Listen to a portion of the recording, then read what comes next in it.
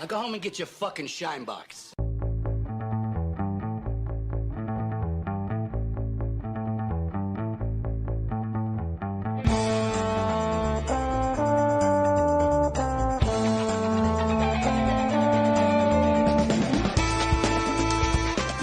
I watched Malignant. You've seen it, Ross, innit? Oh yeah, I forgot about that film. Yeah, I have actually. I thought it was fucking insane. Like I was like, yeah. And I gave it 3.5 stars on Letterboxd. The days have gone by, and I'm feeling like it's more of a 4-starer because of how insane it is, and it's almost like it's like a parody whilst also being an actual serious horror film at the same time. Like everything about it just feels like heightened. I don't know. It's just like all the way the shots are designed and the way the camera moves and stuff, and even just the plot. It's just so wild and over the top that it like functions as like a conventional horror film, but also like is parodying those kind of films at the same time. Just feels really bad. I know. I finished it. I was like, fucking hell, because I had like a bit of a reputation as quite a wild entry last year, but I was quite blown away by just fucking insane it was. I'm looking back at my rating. I gave it 2.5. Do you watch it in cinema? Yeah. Oh, that would I wasn't a massive fan, to be honest. It's very cinematic. I think you should rewatch it. It's there's a lot of stuff going on there that I thought was just fucking mental. I don't know. Although they did confirm that I still can't get scared by horror films, which I don't understand. Like, just because I've seen loads of horror films, why does that make you stop getting scared? Like, is it just because you expect stuff? But I didn't expect any of this stuff to happen. I don't know what the psychology is there. It's because it's kind of annoying. It's kind of annoying. I want to have the feeling of fear watching these films. Time I've really been, I don't get that scared by horror films, but the only time I've really been scared was when I was a kid. I watched that episode of Doctor Who with the weeping angel. Yeah. I was fucking terrified, and I was just sitting there watching it, and like I'm pretty sure I was like just freaking out. My mum had to turn it off. So yeah, back then, yeah, I got scared back then. When definitely when I was that's a kid. Like the only time I can think of when I've actually been properly scared by something like on TV. The last time I was scared was The Nun, as far as I can remember, and then The Nun in 2018 when that came out. That was the last time I can remember. Definitely in cinema. I don't know about at home. That's the last time I can remember being scared. Horrified by how bad it is. That's good. No, it's not good, but it's kind of good. I like it. I like some of the mood. But yeah, I don't know what's happened. I don't know how we get back. Like Unfriended. I remember watching Unfriended by myself. Like obviously I saw it in the cinema, and then I remember watching it on I think I watched it on my phone. Just like I was in Nathan's room for some reason, lying on the floor. I can't remember what the circumstances were. It was like 2 a.m. I was watching Unfriended on my phone. It was like in a pitch black in the room, and I was like terrified. Like I had to like turn away from certain moments. So I don't know what's happened since then. Now there's just no fear. I don't know. It's really annoying. But maybe I just need the right location. Like if I was home alone somewhere, maybe that would intensify it. Yeah. I don't know. Inspired by this week on the podcast, because obviously we watched the Guardians films and Doctor Strange. I decided on Letterboxd to make an MCU ranking list. That's a bit long. It's like 28 movies. Yeah. I mean, these two definitely be in my top 5, maybe even 1 and 2. Not gonna lie. One's top 10, the other one's top 5. I might move one of them though higher because I do really like it. Are you going to include the TV series? Nah. I don't like putting TV series on Letterboxd. I've started doing it, you know. Really? Because they don't include all TV series. They just include like mini series, like when it's when it's like one season or something. So I'm like I'm not completely against it. I don't know. I suppose like mini series kind of makes sense because they're just like long movies if you think about it. But like Queen's Gambit or Watchmen. I looked that because I watched that a few years ago. Yeah, the Kanye thing on Netflix, like 3 episodes. It's like 3 films, but 1 film basically. 3 films split in one film split into 3 90-minute parts basically. So it's kind of like a long movie. Oh. I don't know. So I felt uncomfortable putting it Like, on I Letterboxd. watched for 30 seconds and then was like, actually, I can't be bothered to watch it, and then never watched it again. I haven't watched it yet, but I will watch it because I'm interested. He's an interesting person. How you reached that point, how you reached that level of craziness after being so talented. So I mean, I'm interested.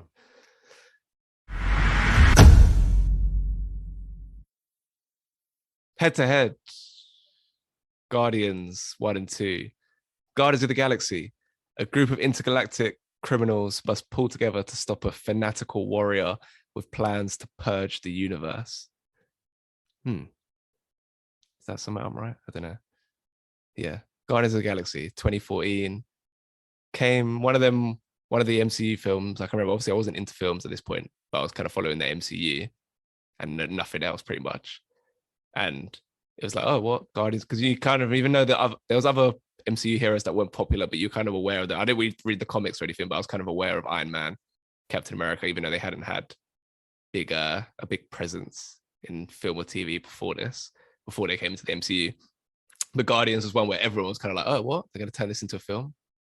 That's not going to do well, or to be surprised if that did well. Not very well known, but came along. I think it made like 700 mil worldwide and is widely considered to be one of the best MCU entries. Certainly one of the funniest and notable for its soundtrack. But yeah, Ross, what do you think of Guardians on this rewatch?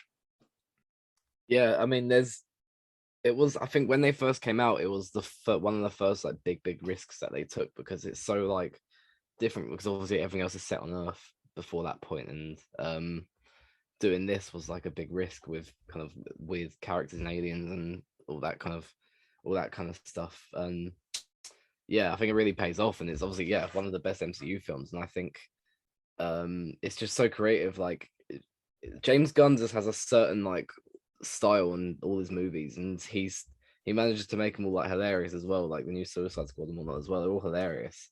And I think just having such likable characters and such a good character dynamic between everyone as well, and like incredible. And I think MCU is kind of, you see how hit or miss like origin stories are pretty much, and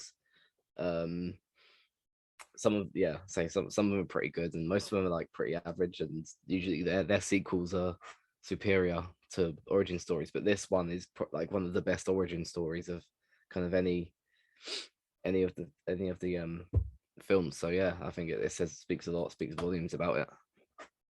It's interesting, like having to have five characters in the Guardians. Yeah, having to have 5 characters. They just come in their first film, and they have to do like a little origin for all of them and make you feel invested in them as individuals and as a team, compared to like obviously the Avengers, which came a couple of years before. They had individual films for a few of them to like set up. Here you get to come in, get to know these characters, and get the vibe of them as a group straight away. And it's pretty mad how well Gunn and his team managed to pull it off. Is that something that was striking for you, man? Just the chemistry between the group straight off the bat. I think the casting has worked really well for these characters, and I think these characters are more and more interesting because they're not really perfect. They're all selfish and they're dysfunctional, and they're not really heroes. And I think a lot of the new MCU films are getting more and more interesting. Obviously, we'll talk about Doctor Strange later, but like he's not either a nice person or a particularly like generous person. Everyone has their flaws, and I think this film was one of the first to focus on that more. Obviously, Iron Man like started off showing how he had his own flaws, but I think this film really pushed that a bunch of misfits came together and kind of formed something better and stronger. And I think it's a really important film as well, because everything so far had just been happening on Earth. I suppose Thor had kind of been happening, but like it didn't feel connected in terms of like an entire galaxy. Thor felt very, very isolated in the universe. Like it just felt like there was Asgard and there was Earth and there was nothing else. I think this is an important like landmark film to link everything else, so that you knew there were other worlds and other species and everything was connected, so that when Thanos was introduced, there was a clear link that he could get to Earth by, and it didn't feel like Thor did. It didn't feel like a sore thumb. It felt like it moved seamlessly, and I think it works really, really well. And I think James Gunn, I I don't know what like kind of problems they've had with his past or whatever before, but I think there's one thing you can't really deny, that he's really, really good at making films. And there's no one really else better to make a film like this. And you can see what he did with the Suicide Squad when he revamped it. He actually made a film that was almost dead in the water and made a complete remake, and it was really, really good. So hats off to him, I think. Guardians of the Galaxy Volume 2. The Guardians struggle to keep together as a team while dealing with their personal family issues, notably Star-Lord's encounter with his father, the ambitious celestial being Ego, raising the stakes in the sequel, going a bit deeper on Peter Quill. Ross, is this an inferior or superior sequel? I think kind of story-wise, it's not as good, but I think kind of there's a lot of other aspects of this that make it that are kind of better. The humor and the comedy is definitely better in this one. This is one of the most hilarious. I think this and Thor Ragnarok are the funniest MCU films, and I think certain relationships in the film and like character development, say like Peter Quill finding out his dad, what happened to his mum, etc., kind of developing the relationship between Gamora and Nebula. That I think that's really good the way they do that, and kind of Yondu as well, especially. He gets, obviously what happens at the end is emotionally like it hurts. And Still hurts because of that, it's just hurting now, man. Still tears coming out of my eyes. There's Yondu and kind of him getting a bit of a relationship with Rocket as well throughout the film. Two very like stubborn characters that aren't like necessarily nice characters or nice people, but they just kind of, you get a relationship between them, and I think that's what this film does really well, just kind of making the group bounce off each other. And obviously Baby Groot is like they did well because everyone loves him. Like I think even mums will be like, say he's the cutest thing in the world, that kind of thing. And I think Ego's quite a interesting villain as well, just because of his links to Chris Pratt, and it almost like makes the first film better as well, because it explains why he couldn't hold that Infinity Stone, etc. Because I think in the first film, Ronan, he's just like a generic villain at the end of the day. He kind of just has a deep voice and is quite powerful and stuff. Whereas Ego, he has a purpose. He's doing stuff for a reason. He knows what he's doing. He's using Peter, and he has like an actual link to Peter and stuff as well. So I like that about this film. I was really impressed with this film, not gonna lie, rewatching it. I remember liking it in the cinema. Then I've heard some derisory opinions from certain people on podcasts over the last few years about it. I was like, maybe it's not that good. Maybe I'm gonna rewatch it and it's gonna be like, yeah, it's kind of messy. It's probably it's not gonna be close to the top tier of MCU or even superhero films. But rewatching this time, I thought it was really good. I thought everything, apart from maybe like the third act, some problems there, which a lot of Marvel films can have, but like overall, I thought the story just really worked. Still managed to have like you say, like one of the funnier MCU films. Still had that humor and like raised the emotional stakes quite high, and didn't lose any of the humor as a result of that. So I thought it was just all just balanced like really well. I don't know.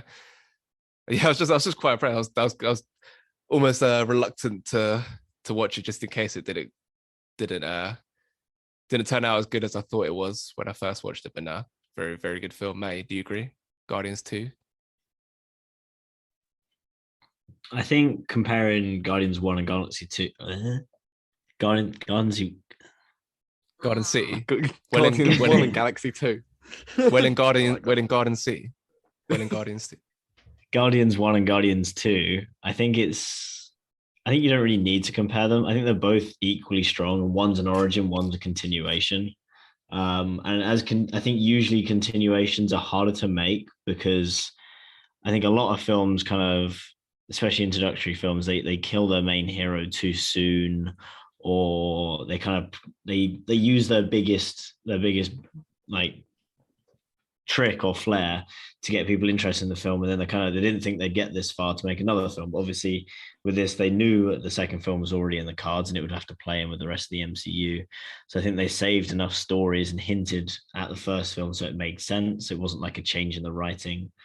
And I think both worked really, really well. And I think the second one goes a lot deeper, which is nice. You're actually building on these characters and you're seeing them react in different ways, and they're not scared of like splitting people up with these films, which is nice. They're the Guardians of the Galaxy more than most kind of groups in the MCU. They just get split up all the time, and they always spend up. So you see different combinations of different characters and different interactions, and I think they're really, really strong for that. Because I think a lot of the Avengers films, you just see the same characters always hanging out, and the main three always do the most of the talking. Here they really focus in on different characters, like so like obviously Star-Lord and Gamora have most of the talking. But like Drax and Mantis talk loads, which you wouldn't expect because they're not the most interesting characters, but you get some of the best dialogue from them too. And then Rocket and Nebula as well. They talk loads, and you uncover like different parts of how they're feeling throughout the film. And I think I like that because that you can often have a favorite character in a film and they'll get like hardly any screen time or hardly any words. They're there just because they were there in the comics and now they're a background character.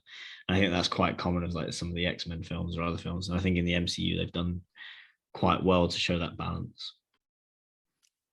The categories start off with performances, as always. Obviously, you got a bunch of the sequel, so you got a bunch of the same actors here, introduce a few new ones into the second film. I feel like obviously Chris Pratt's the lead kind of these two films. And I'm not a massive Chris Pratt guy. Don't really like the Jurassic films or like what he contributes to those. He was kind of like all right and funny in Parks and Rec. Now he's just kind of annoying because he's just kind of everywhere and a bit of as a personality in the world, not the most not the most bearable, but in these two films, I think he does a really good job. Like I think it's definitely his best acting in the second one, in terms of like some of the emotional scenes. Like it's not like amazing like depth or anything, but he manages just about get there, showing a level of emotion that fits the character situation, whilst having that kind of funny edge that he's always got. So I thought, I was impressive with his work in the second one. And I love Kurt Russell. And it's like anything Kurt Russell's in, I'm all in. Him as a screen presence is very appealing to me. So that's probably going to tilt me in favor of Guardians 2. And then of course you still get all the elements that made the first one strong, like Drax's lack of, I don't know what's the word. He can't, the way his inability to understand sarcasm or metaphors, all that stuff, as strong as it is in the first one, carries through to the second one. So that's all there. Plus you get Mantis. I don't even know if I like Mantis. She has some moments, slightly annoying, but yeah, for Chris Pratt's work and bring Kurt Russell into the mix as a villain, Guardians 2 is gonna take it for performances. What about you, Ross? Yeah, I think so too. They get more kind of chance to be emotional. I mean, in the first one, obviously when Groot dies, it's the only person who really gets the emotional like hit of that is Rocket. Whereas in the second one, just because of everything that happens, I mean, like even Karen Gillan in kind of the last part of the film, and with Gamora, them two trying to like rekindle their relationship and getting like an emotional part through that, and obviously Chris Pratt getting to talk to Yondu on like a father, like a paternal kind of level. Rocket realizing who he is and kind of through Yondu as well. And I think everyone just gets a bit more of like a character development and a chance to actually show off proper like emotional acting skills. And as I say as well with the first one with Ronan, I mean it's Lee Pace is Ronan. He's there's nothing impressive about that performance. It's just like a generic villain kind of.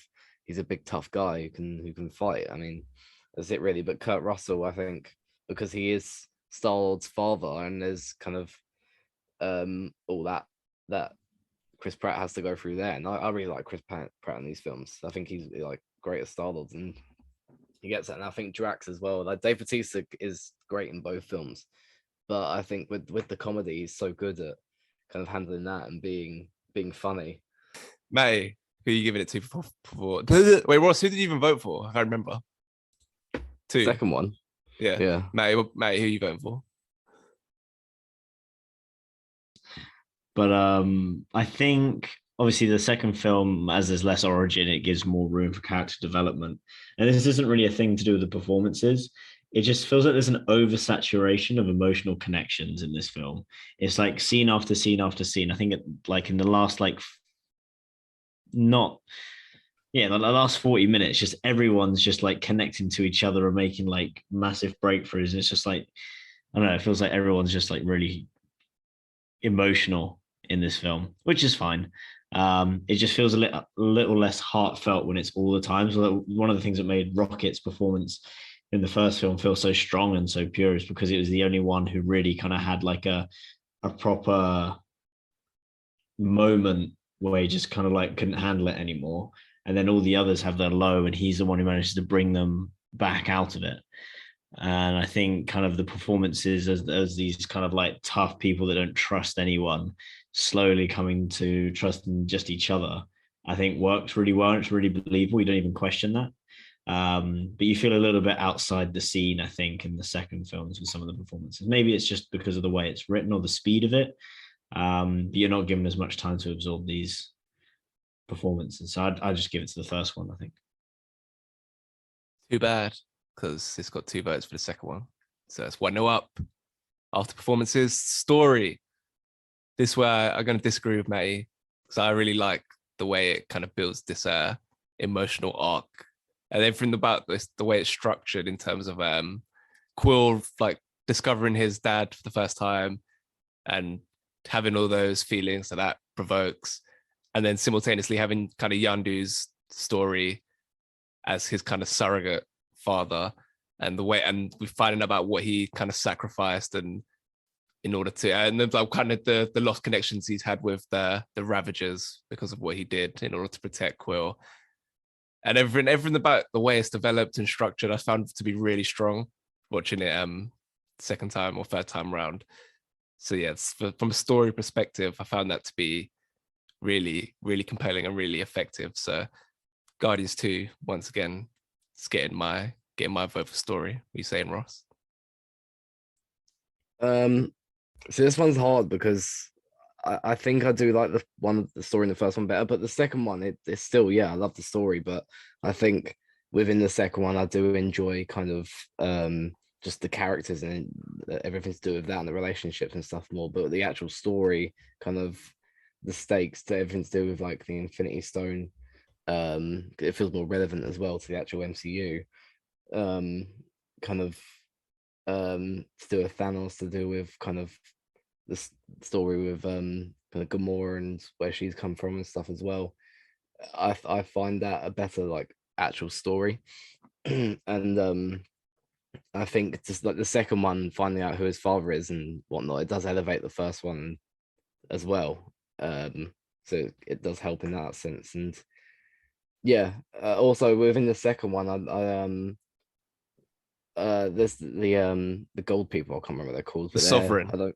The Sovereign, that's it. Yeah, I don't find them as like interesting either. So I think They're with the funny. first one, they are quite funny, but they're just, yeah, I don't think they're as They're interesting. gold. But yeah, I don't know why they come. This looks funny, doesn't it? Like if Tories actually look like the money they have, they'd all be gold. Yeah. And they have the little they fly their spaceships remotely, like as a PlayStation game. It's really funny. I think that's quite cool. Yeah, so I think because of those reasons, I think the first one, as I say, just with the Infinity Stones and whatnot, feeling more kind of relevant to the MCU, and yeah, feels more like a, I can't really know, I don't know how to explain it, just more like a direct storyline. So yeah, first one. Speaking of the Sovereign, I forgot to mention Elizabeth Debicki as the lead of the Sovereign. Just this very sopping. And so tall as well. It's very mad. I really like the way she does her like line at the end in the post-credit scene where she's like, "They're perturbed. I've wasted their resources." And like, her hair's down and everything. Yeah, just like I like performance. I like the Sovereign. They're funny. Was it Anya likes batteries? Is that what they take from there? Yeah, then Drax calls them hobby their batteries. Yeah. Yeah. Story, Matty, who gets your vote? I think I'd have to agree that the second one does have a What? Why the eyebrows? I was trying to do Ancelotti. Oh, okay. I think I agree that the second one has a stronger story, especially because there is no once the origin story's over, you have to make up a new one. So obviously that's the more difficult story to go with, and I think it does well. And obviously the score that goes along with this. So the climax of the film is pretty good, I'd say. So it's 1-1. Yeah. Yeah. Visual style. This is another one I'm going for Guardians 2. This because a lot of the MCU films, I think that's often the complaint made against them is they kind of look quite. They look like they produced. They look like they just look like if it was done on a green screen. They look quite. A lot often they look quite grey. Not a lot of color. Just not a lot of invention in the kind of cinematography. And I think Guardians 2 is a man. Like Guardians 1 looks pretty cool, kind of. And I feel like Doctor Strange, I rewatched that this week, like the first one. Some cool stuff going on there, like Inception kind of vibes. But Guardians 2, some of the spectacle I thought was really cool. Some of the stuff on Ego's planet and the way, even though I don't like the kind of final battle and it goes on for too long, I think the way it's got, kind of plods along towards the end. But about everything, the way that the whole way it looks is nothing I can complain about. So yeah, Guardians 2 for visual style. That's all me. Ross, what do you think?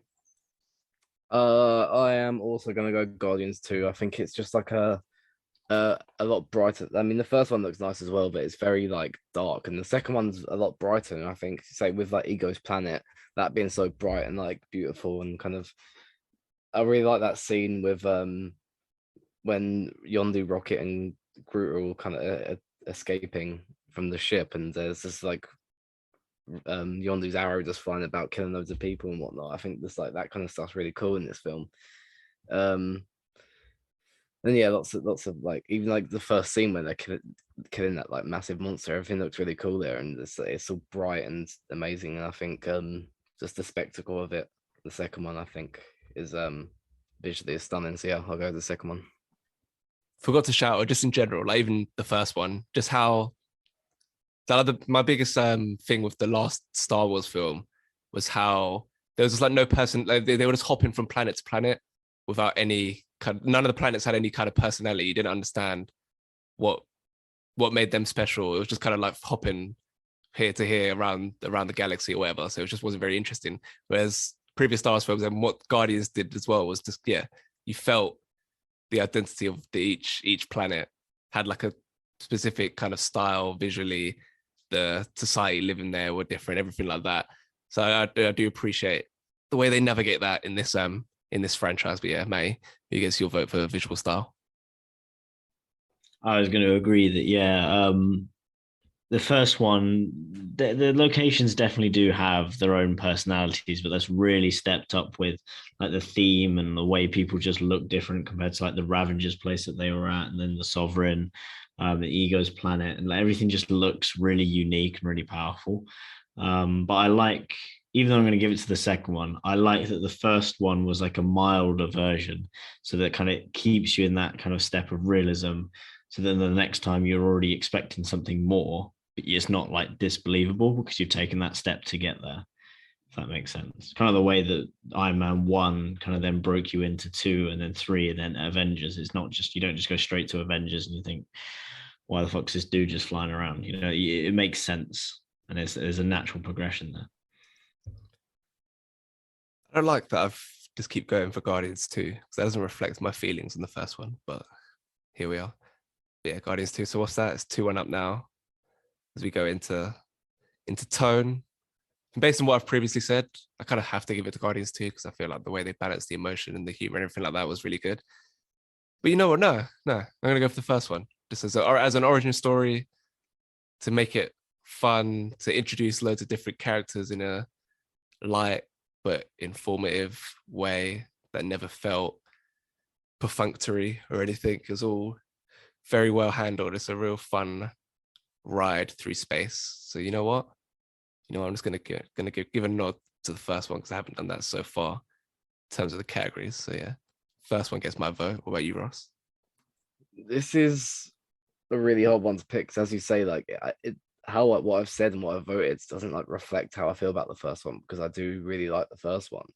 But I think just the way the second one does kind of balance all the emotions with like everything that's going on. Although I think the story's weaker, just the tone kind of having it that funny and having that like emotional impact at the end of Yondu, all that kind of stuff, and making you really feel for the characters and making you really, I think, like for Yondu and Nebula especially, going from like the least likable characters from the first one kind of being like really likable in the second one by the end of it. I think they did really well with that, and kind of you really feel connected to this group by the end of the second one. So I think I'm gonna go with the second one. It's quite mad when you think about, obviously one of my favorite lines. It's a bit dark, but the line that I always often think about is that's why it killed me to have to put that tumor in her head. And then the David Hasselhoff bit that comes out, or Zardu Hasselfra, as a Gamora calls him. I like the delivery of that line though when he says it. Yeah, that was suited you, and all that whole bit. That's fucking dark. There's nothing darker in the MCU really. Like his dad, his alien dad, his celestial dad came down. First of all, well, to be fair, first of all, he's murdering all these kids. That's pretty dark.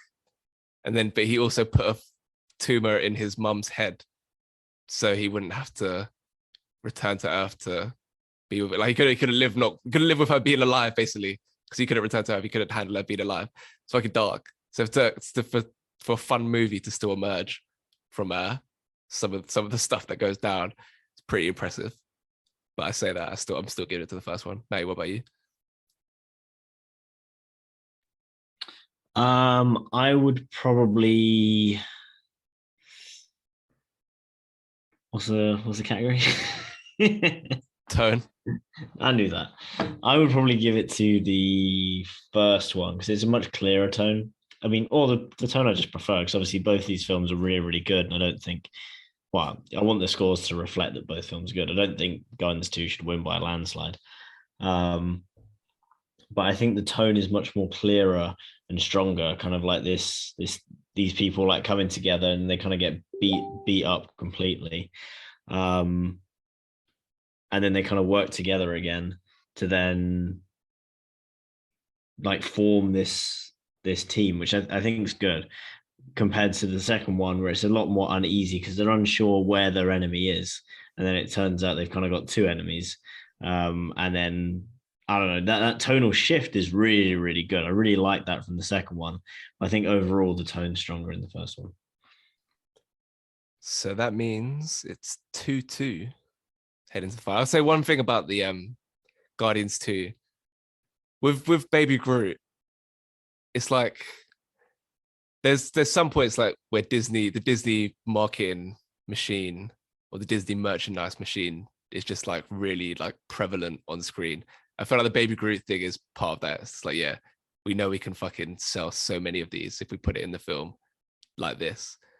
So I thought that's the one like little like complaint. No, not even complaint. It's like it's kind of like the Free Guy thing with the incorporating Captain America shield and all that stuff that goes down there.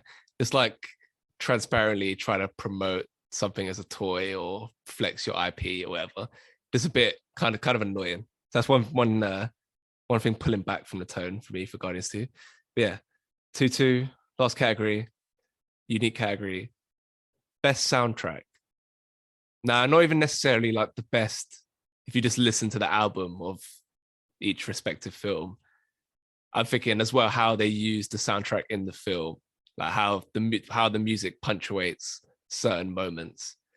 So with that in mind, I think maybe there might even be more songs on the first film soundtrack that I like, but the second one had more like kind of indelible moments with a song tied to it.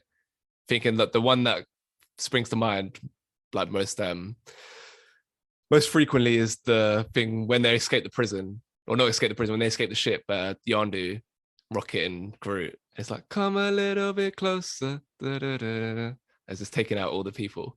Like that's just iconic in my mind. And what's another one? I'm trying to think. Even like sillier ones, like when the Sovereign turn up during the final battle, and it's like Shang, Bang, Shang-a-lang in the shine. There's one more I'm forgetting in Guardians 2 that I really like as a moment with a song playing. I can't remember now. I was thinking about it the other day. There was one big tune. Maybe it'll come to me later on. But based on that, based on the significance of the music to the actual action on screen, I'm going for Guardians 2 as my better soundtrack. Ross, what are you saying? Yeah, I think I kind of agree with you on that. Like the actual soundtrack of the first one, I prefer. Like I really like just how the first scenes ding ding ding ding. Yeah. Then in That- in Endgame when they show it when there's no music playing and he's just singing like he's holding the rat. Oh yeah, that's really funny. "Oh, Come and get get you. Yeah. Yeah, I really like that. And there's like what's that? I can't even think, like Cherry Bomb and stuff as well. That's all on there, and I really like that. But I think in terms of actually using the music within the film, like the second one does really well. You know, I really like the bit where they first land on Yondu's on Ego's planet, and they're just listen, this My Sweet Lords playing. I really wanna see you, just as they're going across. And I really like the end scene of Yondu's death, where he gets the Zoom player and starts playing father and son as well. And I think it all kind of it comes together nicely and really reflects what's going on in the film and like affects the mood of the film in a way that does it better than the first one does, even though I actually prefer the first one's soundtrack. So I think if you're looking at it in that sense, I would have to go for the second one. I found it. It's Brandy. You're a fine girl. That Oh yeah. like and I think it comes back. They kind of sing it together. It comes back later in the film, but at the start, the kind of flashback with Ego and Quill's mum. That's song's playing. That's a big tune. Oh, Also, and even Blue Sky as well at the start. yeah, The that's baby true. Groot Yeah, dancing to it.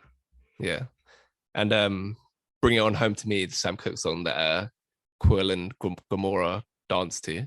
Also like a nice intimate moment. So yeah, it's just an effective use of these 60s 70s pop music, which is we haven't really talked about that in depth, but that's like another hallmark of these two films, especially the first one. It was like, oh, you got to see this for the soundtrack as well as the chemistry between the characters and everything else. So the soundtrack was like a big part of it, because no other MCU films employs like pop music in this way. May, what's the better soundtrack for you? What really tickles your fancy? I think the first one was obviously really, really strong, and you didn't think they could really top it, but somehow they did.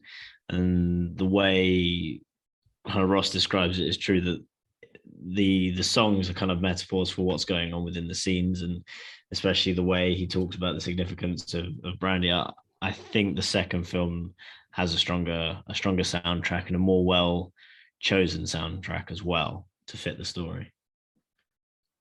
Which means a 3-2 win for Guardians 2. Ooh, tight one. But yeah, this is a really strong week. These films are bangers. I think these are probably, alongside maybe Infinity War, Winter Soldier, and Iron Man, the first one, I think they're my favorite MCU films. They're the ones that I feel most comfortable rewatching. A lot of the other stuff is not as, doesn't hold up as well. I rewatched Doctor Strange this week, and I don't think it's that great. We'll see what you guys have to say about the sequel later on. But yeah, strong head to head, that one. I think we got Guardians 3 coming next year. I think so, yeah. And they're gonna be in Love and Thunder. It's coming out next. So they're in Love and Thunder, but Thor's not in Guardians 3, or at least not. No, I'm guessing they're leaving Thor in Love and Thunder. I don't know. Shame. Well, we'll look forward to that.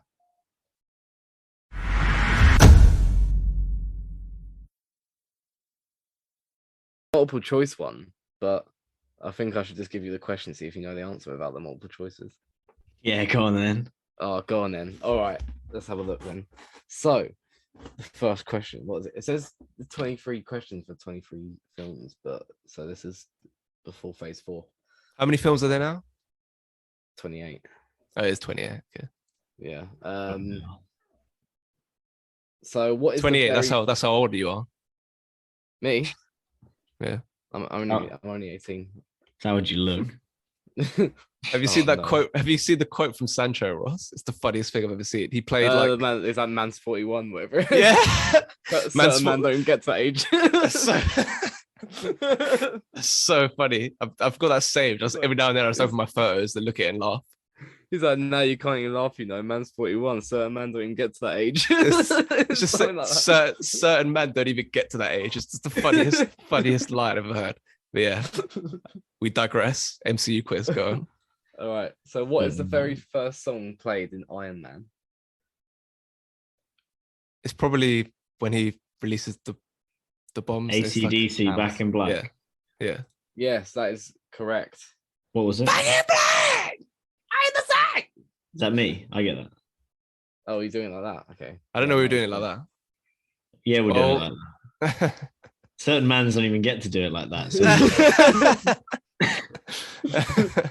I'm gonna say that whoever the first person to turn 24 is.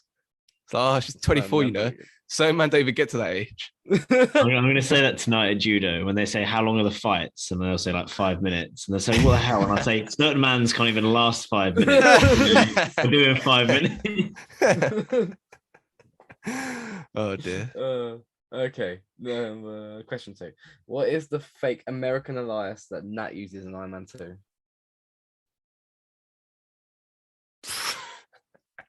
You notice you're fucking nerd. It's Natalie something. Natalie Smith. Wait. Begins with an R. Natalie Wait? No, I don't think so. What a stupid name. So it's not Romanoff, is it? No, it begins with an R though. Natalie. Is it the same thing in Black Widow? What her name was like? When I don't know. Maybe I don't know. I can't remember what that was. Nah, I don't know. Nah, sweet. What do you want me to give the multiple choices then? Yeah. Romero, Rushman, Radley, Ruskin. Rushman. You remember Rushman? Why not? Yes, correct. I see him as a tick. Final answer? Correct. What if you read them out and they only one began with R? Began. Who is the first major character to die in Infinity War? To the what? First major character to die in Infinity War. Oh, to die. Gamora. Infinity War. Well, it's either Loki or. Oh yeah, Loki. Yeah, it'd be Loki. Or no. Or the Idris Elba. I can't remember which one dies first. Heimdall. Which one are you going with? No, it's Loki. It's Loki. All fathers. It's Loki. Yeah. No, it's Heimdall. Oh. the dark magic. All fathers. One last time. You're going to Earth. You'll need a guide. If you consider failure experience. I consider experience. Who is on Captain America's team in Civil War? Bloody hell. You got to name all 5 of them. Bucky Buchanan, but no, he's not. Bucky Buchanan. Wait, is he? On Captain America's side. Yeah, Team Cap. Oh, can't be asked. There's too many names. Can't be asked. No, so it's Bucky Buchanan Barnes. Oh.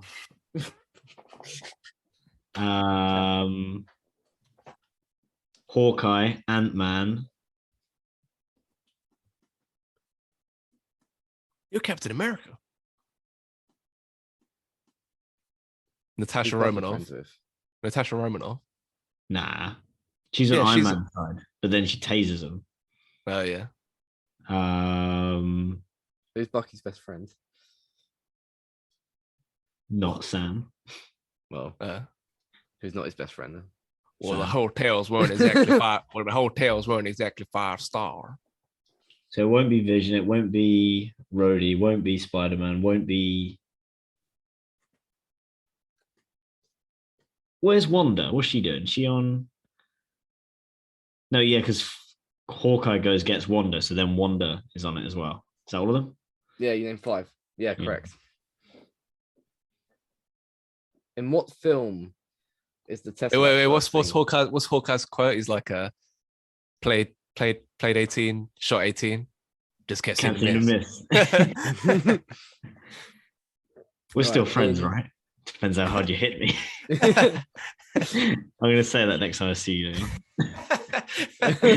And then you just smack me straight in the face. It's like an invitation, isn't it? In what film is the Tesseract first seen on screen? Avengers.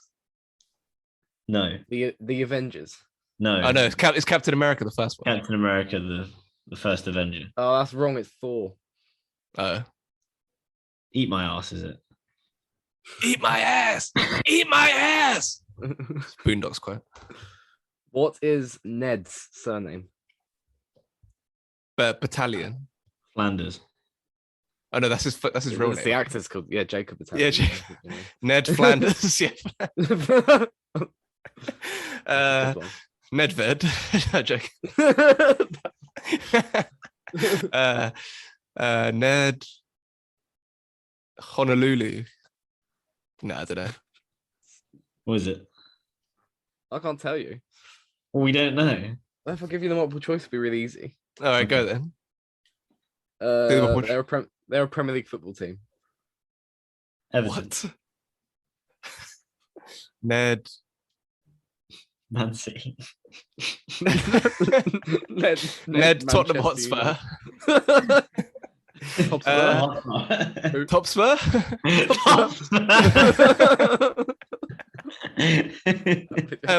Ned, what the fuck? There's no way. Leeds. Yeah. What? His last name's Leeds. Leeds United. Like when we were in science, when I looked at the periodic table, I went, look, there's an element called lead.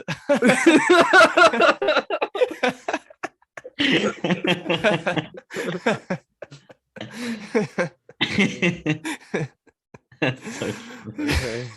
All right. Next question. What is Pepper Potts allergic to? Strawberries. Pepper.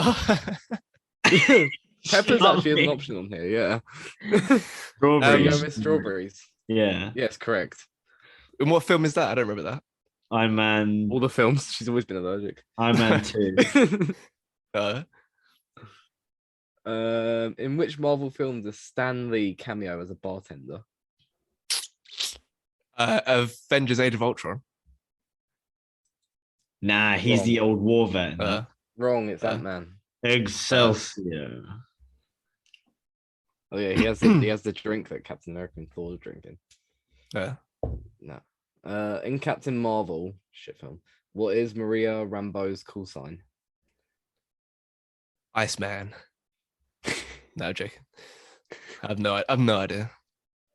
I actually don't know. I've seen it once in the cinema. I didn't like it. Call sign. What does that mean? I don't really know, to be honest. Like in Top Gun, the call sign's Maverick. Like your gang sign. Oh right, yeah, because they're in the army, aren't they? I don't know. What are the options? Nah. The options are Photon, Marvel, Rambo, or Avenger. Avenger. You going with Avenger? Yeah. It was Nah, I went Photon. Rambo. Oh shit. Which of these films does Agent Coulson not appear? Captain Marvel, Iron Man 2, Thor, or Age of Ultron? Age of Ultron. You agree, Matty? Yeah. Age of Ultron. Yeah. Because he's fucking dead. Yeah, he is. What iconic Yeah, he is. objects? Yeah, he is. He dies in Avengers, doesn't he? Yeah. Yeah. What iconic object is first seen on screen in the end credits of Iron Man 2?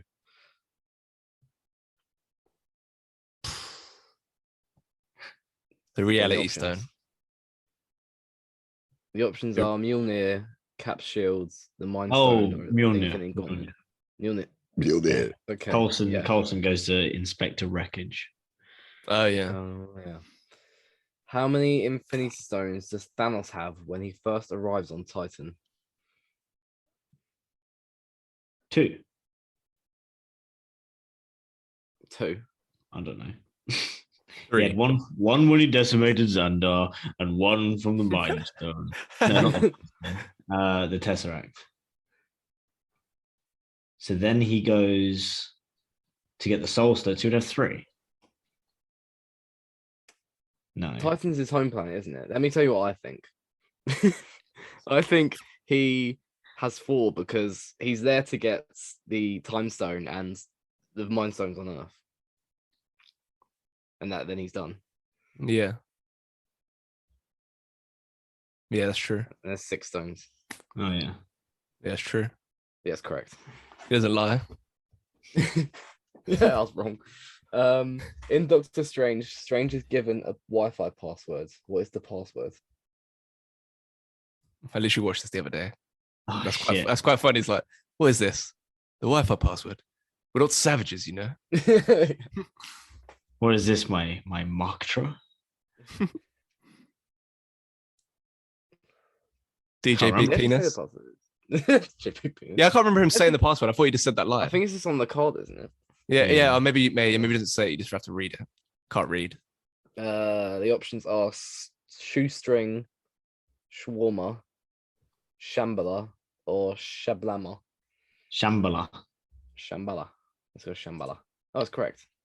Yeah.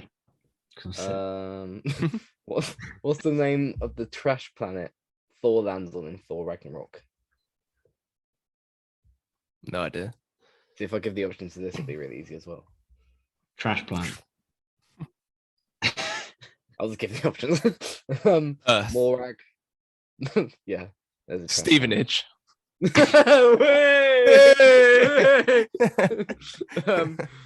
Morag, Titan, Xandar, or Sakaar. Sakaar.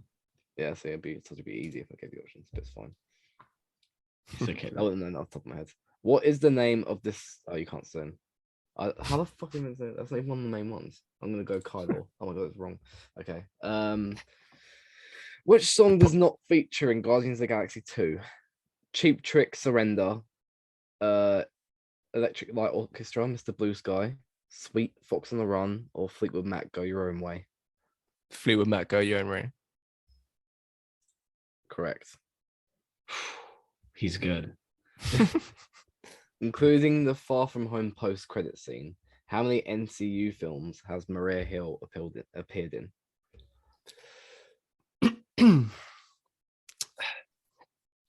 Damn. She's in the Far From Home post-credit scene. I didn't know. Yeah, thought she she disappears. was- She was driving. Wait, That's not. That's. Well, she was in the film anyway wait. Far From Home is the one where it's on the. with Jake Gyllenhaal. She's just in that film. She's not just in the. Yeah, she's in. Yeah, post-credit she's in that film. Yeah. Yeah, but Yeah. not. She's in the post-credit scene because she's actually been played by a green person, isn't it, the whole time? Oh yeah. Oh, is And then she's on the ship with with Samuel Fury. Jackson. Jack Nick Fury. Fury's been off world for that year.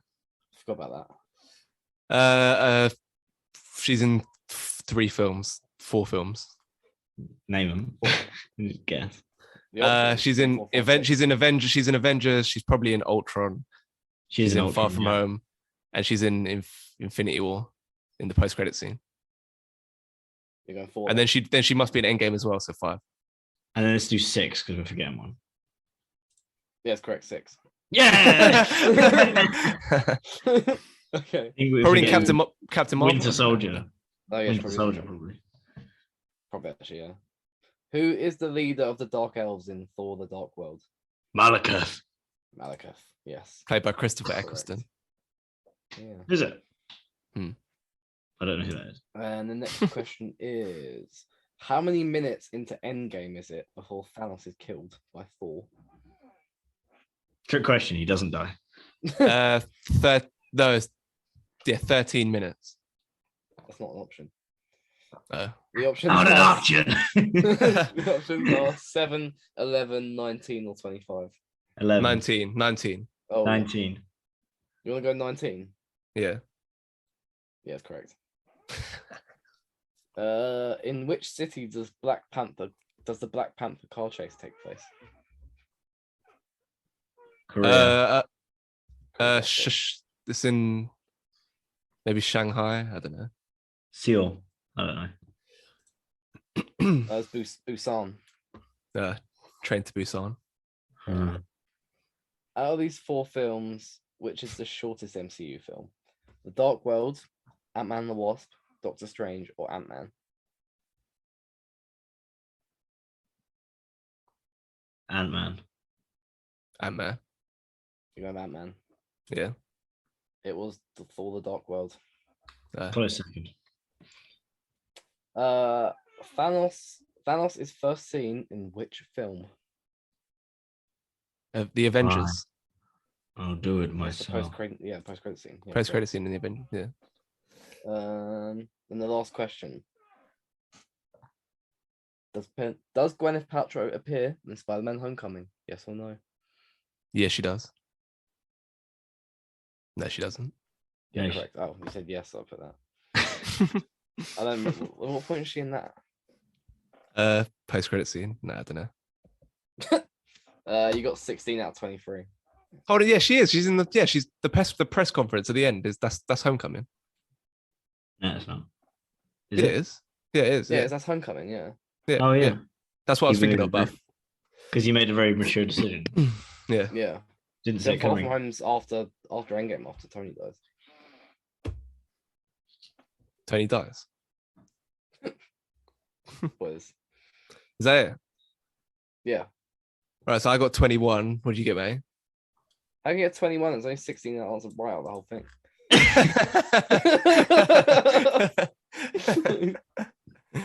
I don't know. I wasn't keeping score. One of them was me as well. Uh, So you two got that was- 15. That's quite funny though.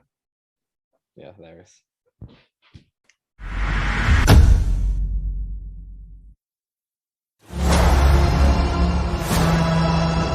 Every night, I dream the same dream.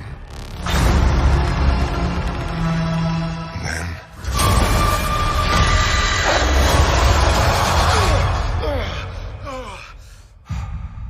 the nightmare begins.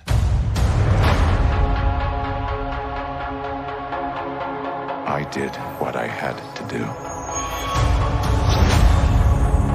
to protect our world. You cannot control everything, Strange.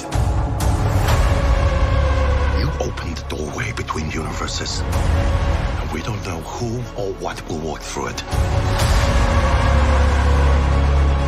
Wanda, what do you know about the multiverse? Viz had his theories.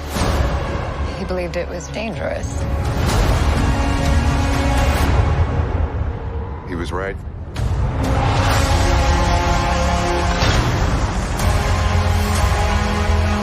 I'm sorry, Stephen. Your desecration of reality will not go unpunished. We should tell him the truth.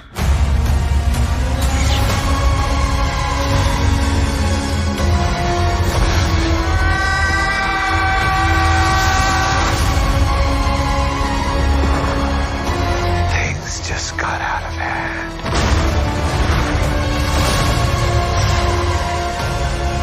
You break the rules. Look out! To become a hero. I do it, I become the enemy.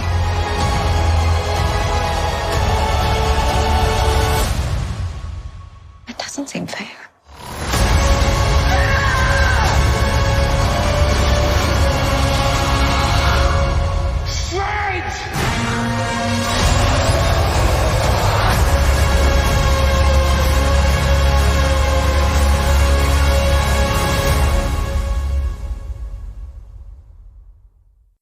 Doctor Strange in the Multiverse of Madness. Dr. Stephen Strange casts a forbidden spell that opens the doorway to the multiverse, including alternate versions of himself, whose threat to humanity is too great for the combined forces of Strange, Wong, and Wanda Maximoff. Here we are, latest MCU film. First one. It's mad how what Spider-Man came out in December. It's already been 4 or 5 months since then. Doesn't feel like that long. But yeah, here we are. There's all a lot of anticipation. I haven't seen it yet. I listened to a podcast, and it was like half spoiler, half non-spoiler. So I listened to a non-spoiler bit. Then it got to the point where they were like, if you don't want to be spoiled, turn it off now. I was like, I really can't be asked to reach into my pocket and put on a different podcast whilst I'm shopping in Lidl. So I might as well just listen to this spoiler conversation. So I know vaguely what's going on here. Some of the highlights. And also, when the first screen check I did at work was the scene with the Illuminati, which I'd never heard of. So when they were talking about Illuminati, I was like, what the fuck? Then with Krasinski as fantastic, I'd say fantastic Mr. Fox, as Mr. Fantastic, Patrick Stewart, and all that stuff going down. So yeah, I've got an idea what's going on in this film, but as the two people who've actually seen it, I'd defer mostly to Ross and May. May, what are your first impressions of Doctor Strange in the Multiverse of Madness? Who?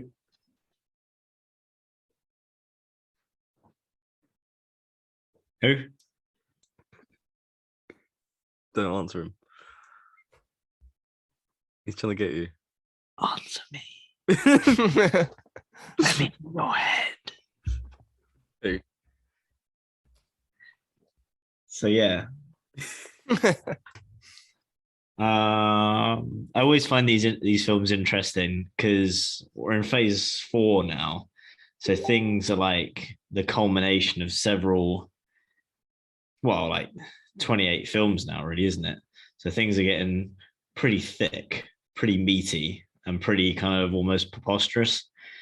So it's nice to see how they can kind of make a film that's both interesting and doesn't kind of like be filled full of plot holes, especially considering you've got several characters. You've got Wanda in this, whose power is basically limitless, and we kind of start to see that. And we Doctor Strange, who haven't really put real limits on what he can do magical wise. Like sometimes you think he can only transform stuff, he can't create stuff out of thin air, but I don't really understand what's going on, to be honest. And you think he could probably get himself out of any situation by making a portal, but he can't. So it's quite nice to see a film like this that's actually really well balanced, both enjoyable, and it kind of tested you on what you can actually figure out what's going on here. I really enjoyed it, and I liked the links that it did and the use of logic that it kind of created a film that wasn't full of plot holes. I tried to think of a few, but I think not many of them really worked.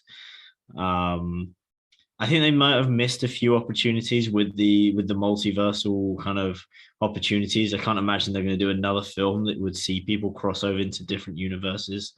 Maybe they probably will, but I feel like they could have done a lot more. I feel like there could have been more members of the Illuminati, or there could be different versions of the Illuminati, or different versions of the same character.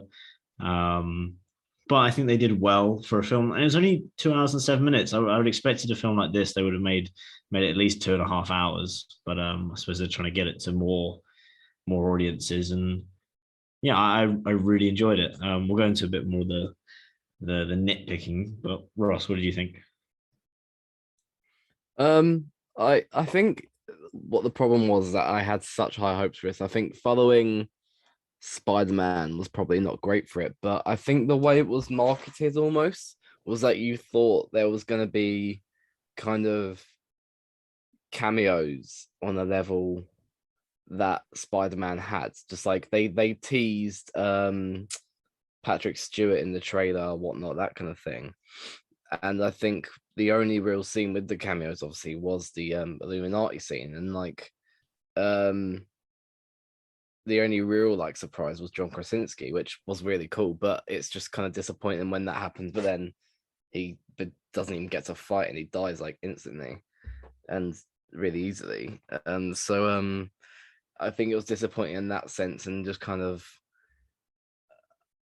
it makes me feel watching this as if the MCU has, like, obviously the kind of films before Phase 4 were leading towards a certain point, were leading towards the kind of Infinite War Endgame films, but now it seems like it's on a path where it doesn't know what to do, and they have to keep trying to make them bigger and better and like live up to the expectations that a lot of its other films have, and it's kind of struggling now. And they have to put in these like cameos and whatnot to do it. But I think when you tease that and that doesn't happen, that's when it becomes disappointing. Because obviously, I don't know, Shang-Chi wasn't on the same level as, and the like stakes and stuff as other films have been, but it's one of the best origin stories that they've brought out for a long time. And I think this then coming out, and it's meant to be a massive thing, you know, they're bringing back Rachel McAdams, they're kind of throwing in cameos, throwing in Patrick Stewart and stuff. It should be kind of No Way Home level in theory, but it's not. and I think that's why it's so disappointing in a sense. And I think with the magic in the MCU as well, and kind of the powers that and the levels that Scarlet Witch could reach and what Doctor Strange can do, it's inconsistent, I think, a lot of the time. You know how with the Illuminati scene, she like instantly kills Black Bolt and then instantly kills Mr. Fantastic, but then straight away I understand why she like Captain Marvel's a bit harder to fight, but Captain Carter, she is probably the weakest one out of all of them, but she couldn't kill her straight away. It's kind of inconsistent with a lot of it, I think, and I think that's kind of what brings it down in a sense. But what I did like about this film was the incorporation of What If and the zombie Strange, which they put in the trailer as well. They need to just chill with the trailers. Like, I think putting like What If in there, like the zombie Strange and like Patrick Stewart and stuff in the trailer, it's kind of like you get to the film and you're like, oh, I knew that was going to happen, and it's ruined it a lot. And but it'll be interesting to see what they do from now, because I've heard they're not going to bring Doctor Strange is taking a break from the MCU. He's not going to be in it for a while, but they did a post-credit scene with him kind of being evil, and where they're actually going with this multiverse storyline as well is going to be interesting. But yeah, I think it's hard. It's going to be hard to. It didn't live up to the expectations I think it had been built up for. You said that there's what if stuff going on here. That's one of the things at this point in the MCU that's like a bit of fatigue setting in, when it's like, oh, you kind of need to have seen some of these TV shows to be fully up to speed on what's going on. That's kind of one of the things like turning me off a bit. I'm like, yeah, it'd be right if it was like those were like supplementary texts. Like you could watch TV shows and have more detail if you wanted to, but you kind of still, the films kind of worked in and of itself. So like, yeah, to what extent do you think you have to have seen WandaVision and What If or whatever to be able to understand what's going on, and like, or does it work as like a standalone film as well? Either of you? I think WandaVision definitely really, really is an important thing to have watched for this, but the What If not so much, because all it basically just means is there's different versions of the same superheroes in different universes, which makes sense. Like we've seen that before with the Spider-Man, even though people might not have watched all of the Spider-Man films. But yeah, I agree with Ross that they kind of need to, they kind of nerf some characters and then like boost up their skills with others. Because she kind of said to the Marina, or whatever his name was, the guy who had the really powerful voice, she was just like, what mouth? And all of a sudden he didn't have a mouth, and then he blew his own head off basically because she's able to warp reality. But if you just went, oh, you all have no lungs and hearts, and they all just die, but she doesn't do that, then she has to actually fight them. And I think they definitely did tease things in the wrong way.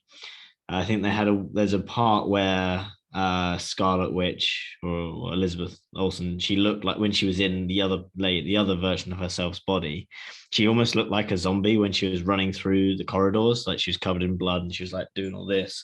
She looked like a zombie, and I thought then that was going to be a callback to the What If episode of where there's zombies all over the entire planet and Scarlet Witch becomes a zombie. So I thought that might be that, but then they did work zombies in somehow, but it was just different.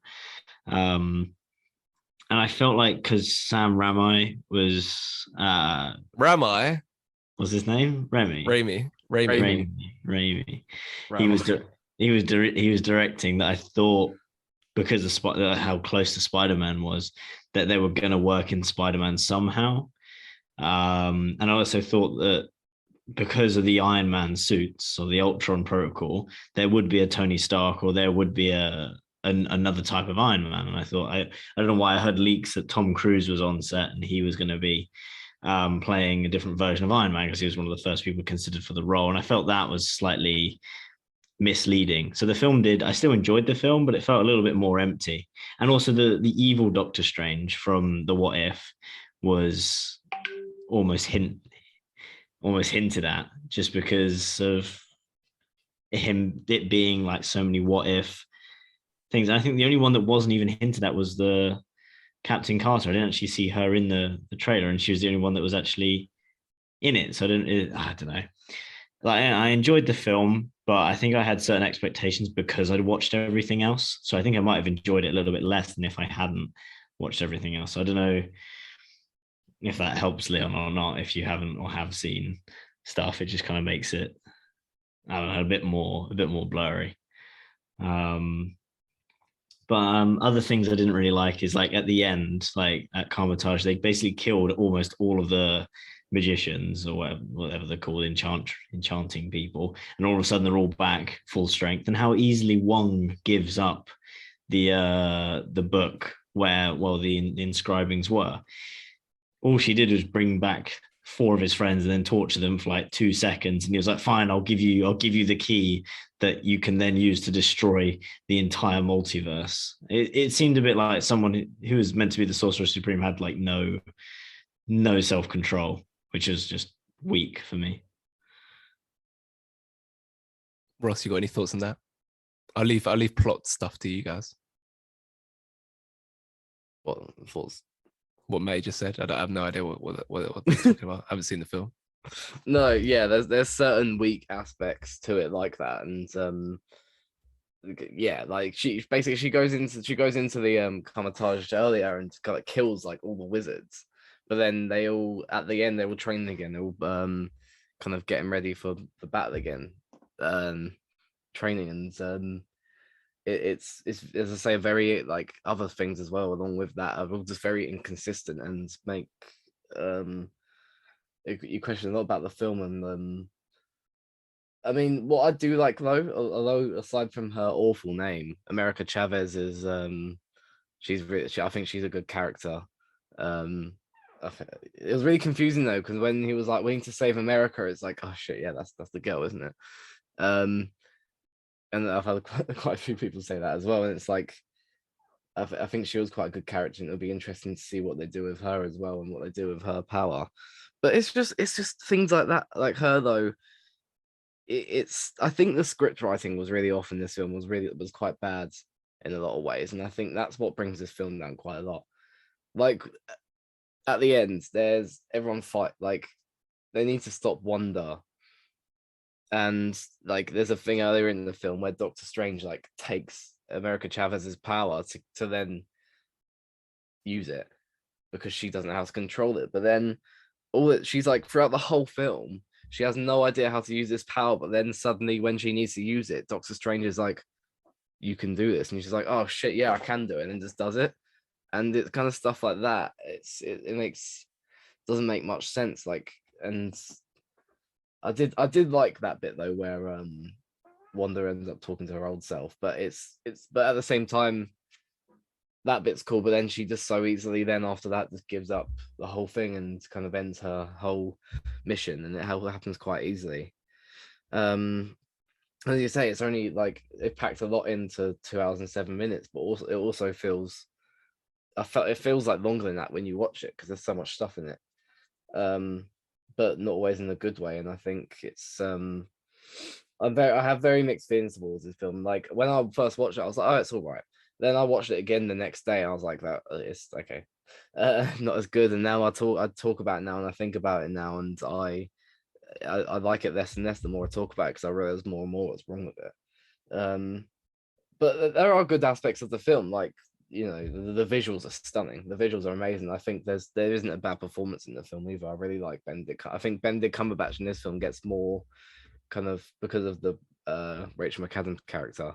Christine, he gets more of like an emotional range in this film, and Elizabeth Olsen always does well in these films as well, I think. So yeah. I'm interested in your thoughts of the there's like a whole furore going on at the moment in America. It's got a PG-13 rating, and like people are like, oh no, it should definitely be higher than what I guess it just goes straight to rated R in America if it goes from PG-13 to rated R. I don't know how it works, but basically apparently the horror elements, because it's a Sam Raimi film, some of the horror elements and potential violence and gore that might exist in the film, it's a fucking Disney MCU film. It's definitely not anything terrible, but obviously people like to have outrages and go overboard with it. So that's what's happening at the moment. So like, yeah, what did you see in the film that was like different to other MCU films in terms of what Raimi brings in terms of a more ominous atmosphere and more gore, everything like that, May? Marvel production I've ever seen, I think. Aside from like some of the stuff with like the Afghanistan Iron Man 1, like that's the most realistic kind of MCU that we get. You know, when those soldiers get cut down, and there's a shrapnel, and then there's the terrorists, and there's like executions in that film. There's a pretty dark film, but I think this film's even worse because of like how scary and formidable Wanda is. Like, she is a fucking beast in this film. Like, there is no one at any point that even kind of comes close to like being able to defeat her. At best, people can just hold her back, and the whole film spent running away. And she's just so formidable. The way she kind of just brutalizes people. Like, there's some heavy spoilers for you, Liam, but like, there's this guy that can like shoot out sonic waves at his mouth so powerful they disintegrate people, and you see him disintegrate someone completely to ash. And then Wanda just like makes his mouth just not exist, so he's just skin there, and he tries to speak and then blows out half his brain out the side of his head, and he just dies.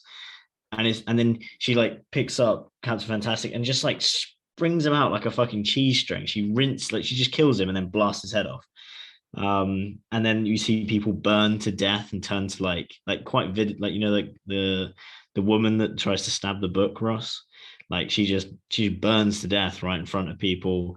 You see, I think well, you got to remember as well, with certain countries, they have problems with like Alice in Wonderland, you know, they have problems with animals talking. They think that's a bad idea. And in this, you have reanimation of corpses, which is, I'm guessing worse than that. And it's actually, there's quite a few jump scares as well. But I suppose that doesn't really mean much because it's not like horrific. It's just made you jump. And then, yeah, there's quite a few ethical issues as well, because she basically just wants to murder whoever's looking after these children instead, so that then she can look after them. So I don't know, there's quite a lot of rogue ideas going on in this film, and I think it's fair enough that people would kick up more of a fuss than they would over the other films. Is it that bad? Like, maybe for an MCU film, it pushes the limits, but is it like relative to like other films? Ross, do you think it goes overboard or anything? Not particularly, because like it can work. Like, we've seen it with like Logan and Deadpool. They're like rated R or 18 or whatever, and they're some of the best like Marvel films that are out there. So it can work, and I think it's just because of this one, because of like the gore in it, which I think is like, if you were to go watch like any like horror branded film, it would be way worse. And I can see why people kick up more of a fuss, and maybe like for an MCU film, maybe it should be more child friendly. But I think at this point, like 28 films in, you got to try something different. I feel like, and it is kind of refreshing to see that kind of thing in there, and see something that we haven't really seen before in the MCU. I mean, because as well with these films, like, I mean, they've been going since Iron Man 2008. We're getting older as well watching them, and like the audience is the audience is all getting older watching it, and I think you need to kind of cater to the 28 films in. You need to cater to all audiences, I think, and that's what it's trying to do as well, which I respect them trying that kind of thing. Whether how well it works or not, I don't know. But it's also, if you get a director like Sam Raimi, you're going to get that kind of thing as well. So yeah, I don't know how to feel about it, but it's like, I think it's nice to be something different, but they're just not going to be able to. I don't think it's very suitable for. I mean, PG-13 is fine because a 13-year-old's not going to care about that stuff, but I think it's not suitable for like kind of 10 and under, that kind of thing. So yeah, the PG-13 rating makes sense. Like a 12/8, it makes sense, I think. One thing I didn't know from the podcast I listened to, but when I was just looking at the letterbox, the cast list of the film, I saw Charlize Theron's there. I was like, oh, but she wasn't in that scene with the Illuminati. So it's like, oh, so who did she play? So I read an article about who she plays, whatever, and it's Dormammu's niece, and in the comics she's Strange's wife, I think. So yeah, I don't know what's going on there. What's going to happen? Just a post-credit scene. It's yeah. Well, what do they do? What do they do in the post-credit scene? Do we know anything? It just disappears. Well, at the end of the film, Doctor Strange kind of, because he goes into this like evil book that's made Wanda evil, and he goes in it to like kill Wanda or like stop Wanda. Then at the end of the film, he's like got this like third eye. It looks really funny. This like third eye on his head, and which is like him being evil. Sam Raimi on his head, yeah. Which makes him still evil, and he's like Charlize Theron appears in the post-credit scene. Is like, I can't remember what she says, but she's like, "Oh, come on, we gotta go," and then they just go through like a portal that she makes with a knife, and that's pretty much it. So I don't know. It's obviously setting up for Doctor Strange to still be evil in the next film, but yeah. It's nothing exciting. Like, I didn't find it very exciting. Like, I feel like I've seen enough evil Doctor Strange in this film. I don't really want to see him again. So yeah, I don't think he's evil. I think he just has the mark left on him of using the Darkhold. So then he's just like, he's a bit fucked up, and he's still powerful. But I don't think he's inherently evil in this. I don't know. It came across that way to me, but I can't tell. Say that we'll find out in the next Doctor Strange, I imagine. Yeah, I think if he turns out to be evil, it kind of undermines the whole point of the film. I think that'd be a waste. Yeah, no, that's right. It's true. Also, someone like usually like when something bad happens to a character, it's not so bad. When it's like a named character, then it's like kind of scary. And like you see a version of Doctor Strange getting impaled on a gate from like a 60-foot fall, like pretty gruesome. And then also like I think Wanda being that scary, someone who has previously been like an MCU hero being this evil throughout the film, I think as well, which is like a little bit disturbing. I'm not saying it's like unsuitable for people to watch. I just think it's definitely, they have to admit it is a step up. Like I think no one should say it's not. If that makes sense. And I think it might be a little bit above a 12. Maybe not a 15, but like there needs to be like a middle, like a 13-ish grade. That's why it's 12A, because then parents can decide. Yeah, I suppose. It's just I think you can't really compare it to Deadpool or Logan because those things are graded like really, really high, and they're not tied to a necessity or like a necessary part of the. Like this is going to lead on to more films, Logan is like almost like a standalone film. It's like an add-on. You don't need it. It doesn't go anywhere. So I think it's a bit of a weird thing to do to build it into something that's still supposed to be Disney friendly. And I thought Disney had a rule about no beheadings. And then since Disney has bought MCU, there's been so many more beheadings. So I don't really understand what's going on with that. Disney got bought by the Taliban. I don't know. Any more thoughts on Doctor Strange? Multiverse Madness? Yeah, it is actually a really good film. I really did enjoy it. I think you should probably just dial down your expectations of that it's going to be really cool with lots of Easter eggs because there aren't really that many. And it's not, I don't know, it's mildly interesting in character development, not hugely. And there's a few cop-out reasons for stuff happening, but it is a good film, and I did enjoy it. I'm not going to watch it again for a while, but it is a good film. I might end up just waiting for Disney Plus. Not gonna lie, that's kind of where I'm at. I waited for Disney Plus for Eternals. Anyway, I watched that a few weeks ago. But yeah, I'm not too worried. I'm still gonna I feel I'll probably still end up keep watching them just to stay up to date. But I'm not as enthused. It doesn't help as well because I don't know what we're not like building towards something. Like from as soon as Thanos shows up in Avengers, the post-credit scene, and then in Guardians 2040, like you're building up to fight the big bad and everything that's going on, like the whole Infinity Saga and everything like that. So having something to build towards, and then and the way it climaxed was quite satisfying. To then launch a new phase and not really know exactly where you're headed. It's harder to get excited about. But if there's this like individually entertaining films, I'm all right with that. And given good director like Sam Raimi, it sounds like Sam Raimi had, well, from what I understand, like the first half was a bit more MCU, got to do the exposition. The second half was when like the visual Sam Raimi's like style really came to the fore. You saw the guy who did the Spider-Man trilogy, Evil Dead films, everything like that. So yeah, just give more interesting directors creative freedom, some of these films, and we'll do all right. All right. At Corona Cinema on Instagram, at LeonWait98 on Twitter, Spotify, Apple, Google, Amazon, Stitcher, Podbean. Next episode, been changing up the schedule quite a bit, tinkering with it, trying to find the best content.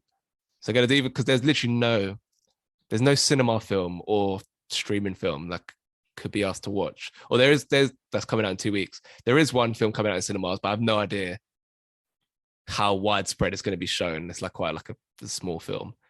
I don't even think cinema are going to be showing it. So I'm like, okay, maybe just swerve that. So we're just a Corona Cinema first going to do a film that comes out the week before Everything Everywhere All at Once. That's another linking into the multiverse theme of Doctor Strange, another multiverse movie there. I'm going to do a couple of multiverse movies in the head-to-head. 2 films I had never heard of, but I Googled the best multiverse films and they were in the top 10 on one website I found. Or maybe not in the top 10, just I think most entertaining or something, whatever. Coherence versus The One. The One with I think there's a lot of films called The One, but this is The One with Jet Li, I think it is. So yeah, until then, go well. Oh well. Cheers. No, cheers.